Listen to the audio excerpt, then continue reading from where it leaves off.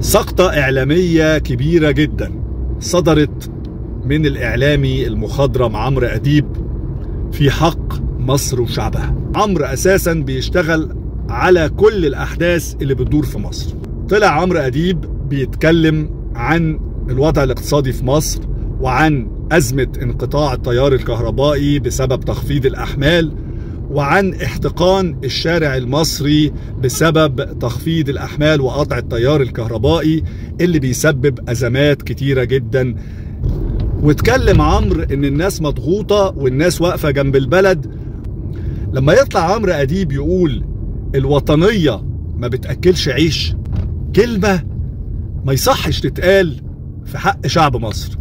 في نفس الوقت الوطنية يا أستاذ عمرو مش فلوس، الوطنية يعني وطن بيستر، الوطنية يعني عرض، الوطنية يعني نخوة، الوطنية يعني غيرة، الوطنية يعني حب. مصر أمة عظيمة يا أستاذ عمرو، شعبها كله نخوة ووطنية وشهامة. الشعب بيعاني بيكافح وبيسعى عشان لقمة العيش، شيء طبيعي، لكن عمره ما هيبيع بلده ولا أرضه ولا عرضه علشان الفلوس، لأن الشعب ده قدر يقف بتاريخه كله قدام الهكسوس والتتار والإنجليز والفرنسويين وقدام دولة الاحتلال.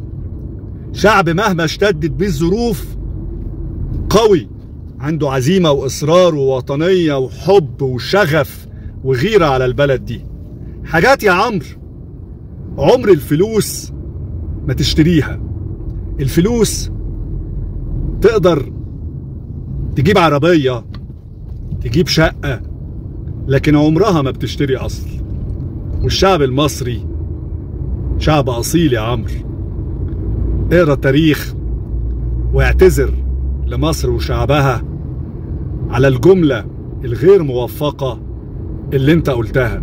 هو في ايه يا عمرو؟ هو انت الفلوس والجنسية الجديدة نستك أصلك ولا ايه؟